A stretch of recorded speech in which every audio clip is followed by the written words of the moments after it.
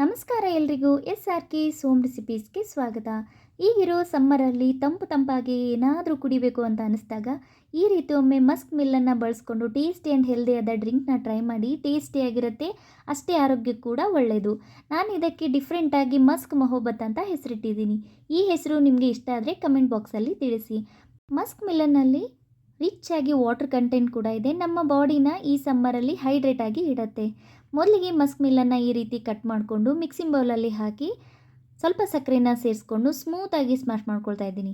ನಂತರ ಅದಕ್ಕೆ ಕಾಯ್ದು ಆರಿಸಿರೋ 1 ಗ್ಲಾಸಷ್ಟು ಹಾಲನ್ನು ಸೇರಿಸ್ಕೊಂಡು ಸ್ವಲ್ಪ ಏಲಕ್ಕಿ ಪೌಡರ್ನ ಹಾಕ್ಕೊಂಡು ತುಪ್ಪದಲ್ಲಿ ಕರೆದಿರೋ ಬಾದಾಮಿ ಮತ್ತು ಗೋಡಂಬಿನ ಹಾಕ್ಕೊಂಡು ಸಣ್ಣದಾಗಿ ಹೆಚ್ಚಿರೋ ಮಸ್ಕ್ ಮಿಲ್ಲನ್ನು ಸೇರಿಸಿ 5ರಿಂದ 6 ಐಸ್ ಕ್ಯೂಬ್ನ ಹಾಕ್ಕೊಂಡು ನೀಟಾಗಿ ಮಿಕ್ಸ್ ಮಾಡಿಕೊಂಡ್ರೆ ಟೇಸ್ಟಿ ಆ್ಯಂಡ್ ಹೆಲ್ದಿಯಾದ ಸಮ್ಮರ್ ಸ್ಪೆಷಲ್ ಮಸ್ಕ್ ಮೊಹಬ್ಬತ್ ರೆಡಿ. ಈ ವಿಡಿಯೋ ನಿಮಗೆ ಇಷ್ಟ ಆದರೆ ಒಂದು ಲೈಕ್ ಕೊಡಿ. ನೀವು ಟ್ರೈ ಮಾಡಿ ಹೇಗೆ ಬಂತು ಅಂತ ಕಮೆಂಟ್ ಮಾಡಿ. Thank you.